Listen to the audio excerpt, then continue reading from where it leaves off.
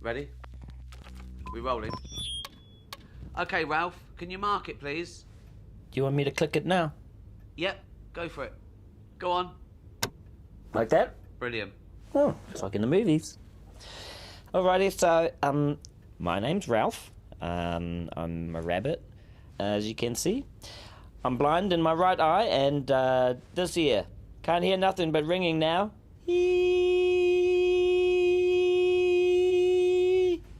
Yeah, it's annoying, isn't it? Yeah.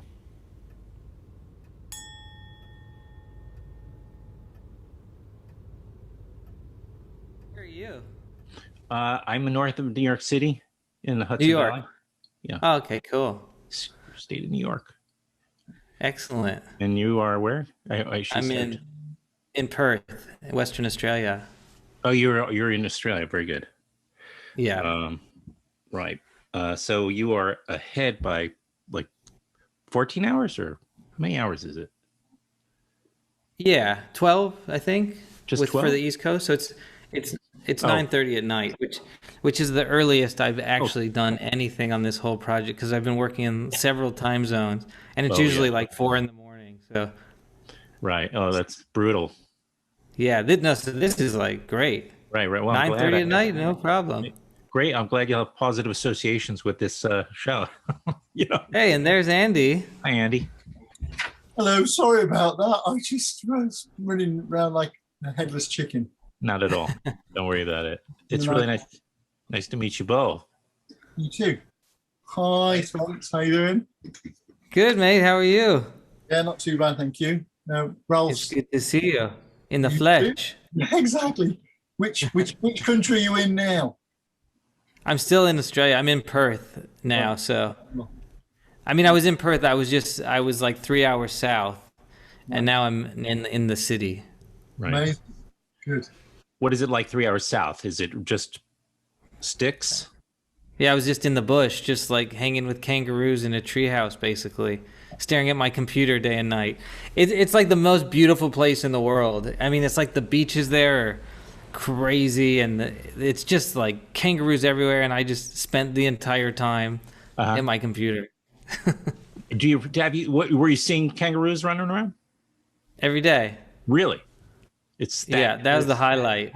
They heavily populate most of the country, Yeah. or is it kind of that region of Australia? Well, they're kind of all over the place, but they're like squirrels here. Yeah, like very, very big squirrels. Exactly. No, it is unusual to see wild animals that are bigger than you, like all the time. Yeah, it's kind of, I've seen, when I watch the videos, it freaks me out. I'm an animal lover. It's one of the, catalysts for inviting you guys and doing something and, letting people know about Save Ralph. But so I'm always interested.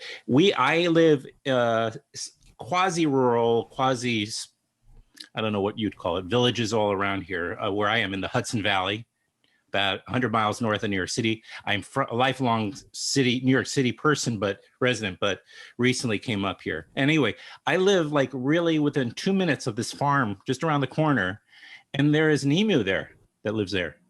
Oh, cool. And I go there almost every day to visit this emu, and it comes right up to the fence, and I feel like we bonded. I really do, because I'm sure.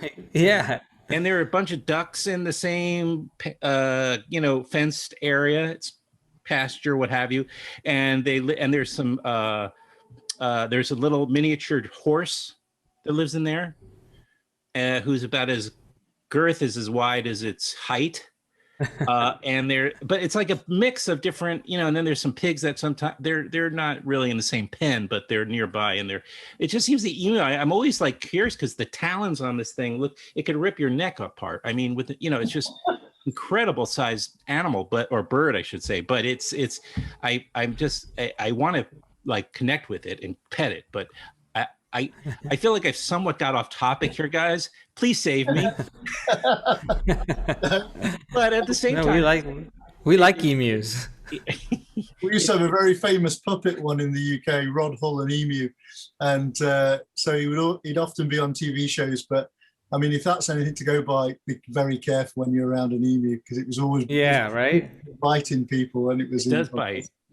Yeah, when it's peckish, so to speak. Does it have a name, this emu? I named it Rhoda. I just like it. I haven't met the farmer yet. I'm looking to meet the farmer, but I just have projected that this is a female, and it's very hard to tell when it's full grown what the sex of a bird is, So, but there are some signs apparently when they're small, that when they're younger, but by the time they're full grown, those signs have disappeared. But I. Rhoda. Sorry, it made me think of one of my friends they've got a black Labrador and they've called it Danger. So you can hear them shouting for the Labrador in the park, which always amuses me a lot, that they're screaming danger around. Well, that's my middle name. It's funny you say about the emu though, because I don't know if I told you this, Andy, but years ago, I used to live in West Hollywood, and these two rabbits moved into my backyard. These two white rabbits that were just like, I don't know where they came from. And every time I went out there, they would run for their lives. And there was a time I was actually staying in Australia, and a friend of mine was staying there, and he just spent like hours upon hours, like with food in his hand, looking the other way, and eventually they came up to him, and anyway, long story short, they had babies, and there was a bunch of these cute little baby rabbits, and they all sort of went away. I think some got adopted, but one stayed, and it became my pet. But I refused to let it be a pet because I didn't want a pet rabbit.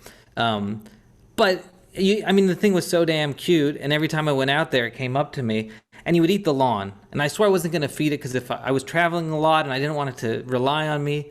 So I kept replacing the lawn, because when they eat the grass, they eat it from the roots. So it destroys the grass. Anyway, he became my pet. He became my best buddy. I named him Jose. And I have no idea if it was a boy or a girl. It didn't matter. I actually think it was a girl, but I don't know. But it lived for about 8 years. And yeah. Well, that's funny because Jose would be the Spanish version of Jojo Rabbit. Would be Jose Rabbit. Very good. Just a quick connection on my part. Sorry. He looked a bit like Ralph, but he had a big black spot on his eye. He was pretty cute. Probably having a lot of fun with that lawn right now. Yeah, the lawn in the sky. Yeah, maybe. Yeah. Sorry, No, he lived a long time. Apparently, that's a long time for a white domesticated rabbit situation. So anyway, he was very cute and very sweet. Courtesy of your healthy diet. Yeah. Well, it's a rabbit outside, especially you'd think is some other animal's diet, because that's why I think a lot of rabbits don't. Well, yeah, they're fodder, right, for other animals. They're low down in the food chain. As far as they're very fast. You'd have to be pretty quick. Yeah. Where I used to walk my Labrador, we'd get hares in the middle of the field, and they will just sit there and be like, "Nah, I've got another 5 minutes before I start running." And the dog would be like hounding it through the middle of this plowed field, and the hares would just be like, "Yeah, no, we're okay. We're good. I'll just wait a little longer." And then the last minute, you think he's just like mid-air in the pounce, and then he's like, "Oh, there's no way I'm chasing that. That's just way too fast." Well, that's the attitude that made him lose to the turtle, the hare. Same attitude.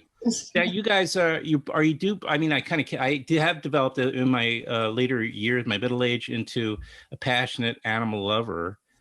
I don't know if you guys come from that, because I know Andy, you may have come just because of your talent as an animator, and then working with Wes, and but that this project, which is called Save Ralph, is did the Humane Society International produce the film as well? Because this is all about trying to ban cosmetic testing on animals. I came in sort of second to the equation. Spencer, and I think you had contact with the Humane Society, and obviously developed everything. We were brought in to help bring all of that to life. So yeah, we basically went to the best in the world, which is in the UK, and no, the Humane Society was looking for a new campaign, basically. Okay. And so I pitched this idea, which they sort of looked at me like I was crazy, but they were brave enough to sort of humor me. And then, and then it was about realizing it and going, well, who is the best at this? And, fortunately, Andy was kind enough to humor me as well, and then got invested himself because we just fell in love with this character. Right. Was all this sort of the campaign approved or signed on before you got some of the voice talent that you got? Yeah. So we they approved the idea, and then it was always about just getting the best people we could get, and I threw out some crazy names and then we kind of got pretty much everyone we sort of dreamed of. So put it out there. You build it, it will come kind of theory. Or well, yeah, you build it, it'll come. And if you call Taika and annoy him enough, he might agree to do it. He's become sort of the rainmaker. I mean, the project is the rainmaker. I recognize that. It's a terrific project, but you get Taika, and then Ricky comes with that a little easier, maybe. Somebody that Ricky Gervais might sign on. Well, I think he's known as an animal lover. He is, yeah. I think Taika, is a friend of mine, and we've worked together. And he came on in the beginning. There was nothing to see. There was a script that he liked, and I think fortunately he trusted me. When Ricky came on, he was able to see. We had shot a lot. So I think it made it a lot easier, and he is an animal lover, and he also just saw it and loved it, and was just so kind and gave us his time and just elevated it. You don't think he was kind of sort of discreetly auditioning for Wes Anderson? I don't know, maybe. We'll have to ask him. Joke. I'm just joking. I'm joking. Anyway, it stands up. It's just a 4-minute short, but it's about a rabbit and who has been experimented on. It's dark, but it's really, really funny. Right? So that's not a question. I guess I'm just sort of mentioning that to people watching and listening in. But it's tricky because you guys have to kind of set a tone here, right? I mean, if you make it, Spencer, you wrote it, right? So were you thinking along those lines of how the tone, it seems pretty important, how funny, how dark, how, what's the word when you're trying to definitely send a message here. Yeah, well, I think in the past, with a lot of these sort of some of this messaging, it's hard because when you show people the reality of how they treat these animals, the sort of general instinct is to look away. And so a lot of people say, I don't want to know, it's too much. And it's really hard to deliver a message when you show the hard facts. For some reason, I think it's just too much. I mean, it's so brutal what they do. And so the idea was to basically trick the audience, make them fall in love with the character and slowly invite them in with, a nice shiny it's a Trojan red apple. Method, in other words. Yeah, very much so. Yeah. And then once they're sort of invested in this kind of amazing world that Andy created and this cute little character and this funny voice, you slowly start to tell them the message. And the idea was that you kind of, because Ralph is such a positive guy, he's so, he's just so, everything is like fine for him. I mean, I sort of saw it as like, he was born in the lab. He doesn't know anything other than the lab. Therefore, like, it's a nice day in the lab. Yeah, they do these horrible things to, us, but it's a nice day, and you kind of want the audience to shake him and say, "What's wrong with you? Like, this is messed up." And yeah, so anyway, it really was trying to figure out how to deliver the message, and most importantly, how to make people feel something. And I feel like if you can do that, then it works, because I think 99.9% of people are good and they want to do good things, but there's such a huge disconnect between reality and marketing often, whether it's with testing on animals or eating animals or so yeah, that was the goal. How do you get the message across? Well, there is a petition, by the way, which, well, I'll put the link up with all of the, the description and everything. We'll make sure people know there's a petition. But I mean, you can even just be even less engaged, or that's not maybe the right way of saying it, but you can even do a little less activity by merely not buying products where the companies test on animals, cosmetics specifically, but also there's soap, there's all sorts of products, which if they don't test on animals, they use animals. So there's alternatives out there. There's lots of alternatives now, and they're easy to get. Yeah, there's a lot of alternatives, and then the other big thing is it's not necessary. I mean, there are companies that test on animals, and it's horrible, and they should be avoided, but the real issue is the countries that allow it. Like, it should be illegal. You shouldn't be allowed to do it. And 4 out of 5 countries still allow it. And what we really want to do is stop it from. It should be illegal. That makes more sense. And how? But it's usually most of the pressure usually comes from the bottom line, right? Doesn't it? I mean, you can legislate, but usually legislation is a result of just people. The wallet has a lot of power. Yeah, I think, it's been interesting since the little film came out here, the amount of people that I've seen through, all people here in the workshop liking it and seeing and, making statements about it all. And then the list of products that people have been putting out and everybody saying, I'm just going to avoid these things. And it's that footfall, which is a very powerful statement, more than most things. When people stop doing something, and they've done it from within. They've decided, I don't want this to happen. I'm going to make that change. I don't think there's anything better than that. It'll have an effect very quickly. Yeah, I think so, and it's that thing. It's like connecting the dots, and once you've connected the dots, people go, oh wait, yeah, no way, we'll avoid that, but I think I feel like, Andy, you guys kind of saw that right away. Like, I feel like you were very aware of what we were trying to do and wanting to help and come on and support that. And from the very beginning, that sort of early contact with it, we were very happy to be involved. And once you start talking about it, the stories start to come in from everybody.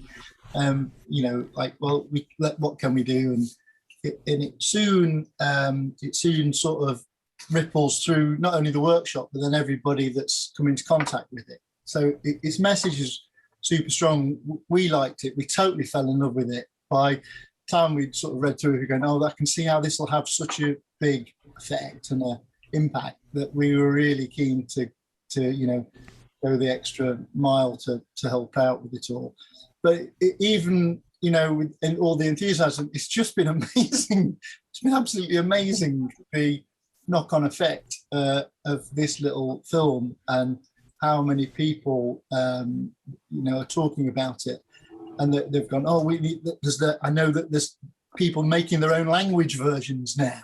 Oh, is that right? Yeah, there's lots of them. Yeah, really? I mean, it's spectacular. You really feel like that the aim to encourage countries to stop doing this is very much happening now, and that I think the beauty of stop motion animation is it can, animation all around, but the nice thing about stop motion is that you know there's a reality to it, and it helps with that information being portrayed, particularly in this instance where it you know this is a real thing, and it really, you know, we're hoping to see the change. So you kind of fall in love with him, and there's a certain amount of believability because it's an actual thing that you're seeing. And so amazing the effect that it's all of those components, you know, with the story put together as having. Well, it's called Save Ralph. You can watch it on YouTube. We'll put a link in the description also to the YouTube. In fact, maybe if it's okay, I know our publicist is on somewhere lurking in the. I'm here, lurking in the shadows. In what we do in the shadows. Is it possible to put maybe the entire? Can I put the entire video at the maybe at the end of this? Would love for you to do that. Only 4 minutes. Or should I just put a link to it? Because you kind of want the clicks, right? Well, as long as there's a link to the petition, which is what we want everyone to sign. Oh, well, that we can do, sure. I was just going to put, maybe is there, I know it's a 4-minute film. The trailers typically could be half of that length. I don't know. Is there a trailer of this? Or is it? There is. It's like a teaser. It's about, it's about 45 seconds. I'll use that. And then we'll just urge people to go to watch the whole thing, because then you find out how many people are watching that way. If I literally insert the whole thing, then you don't get that. So yeah, cool. Millions of people that listen to my show. But there is the link is pretty easy. That takes you to the petition. But it's HSI, Humane Society International.org / Save Ralph. So it's pretty easy to remember. And I'm going to put a title card at the end with great. With that, even though it's not a link in the actual video of this, people can remember it. And then we'll put it in the description as a link. So I'll make sure people know, and I'll be doing some social media around it. I'm so glad to have met you guys, and I was a fan of Hesher, and certainly Andy, your work is tremendous. Hesher is fantastic. If you haven't seen Hesher, shame on you. It's a great, entertaining film. You just insulted your whole audience because no one saw it. I don't believe that, but no, I remember it was one of those movies when it was coming out, because I'm usually a little ahead of the game, you know. I'm sorry about that, guy. It was definitely on my radar, and I'm glad I'm real glad I saw it. It was just, it's highly entertaining. In fact, as I was kind of looking and doing my little research, I was thinking I got to rewatch that. It's been a long time. It's time to rewatch it. And Andy, of course, your work is iconic. What you guys are doing, I should say, in the studio where you are, right? Where are you? Are you in LA? We're in East London. Oh, you're in East London. Excuse me. That's right. In the fun part of East London, next to the Olympic Stadium. Very good. Nice. And I see your little action figures there. There's some of the guys from some of the other projects floating around in the background. There's Ralph, in fact, just underneath his poster. Yeah, he's so cute. He's got his running kit on now. He's trying to get back into things. But yes, I'm hoping that we can he'll carry on his little mission. It's amazing that little puppet over there's had all this effect already, and it's only a week. He's traveled the world. I was thinking that he didn't make it to space, but he certainly made it around the world. Yeah, he'll have his own helicopter in no time. Yeah, he'd be so pleased to know. I think he'd be quite confused, actually. So the internet is what? Yeah, exactly. I think we may need a prequel. Thank you, guys. Thanks very much. Yeah. Good luck. And I look forward to running into you guys again soon in some other capacity, perhaps. Thanks for having us. Yeah, really. Thank you. Bye-bye. All right. Thank you, guys. See you guys. See you, Andy.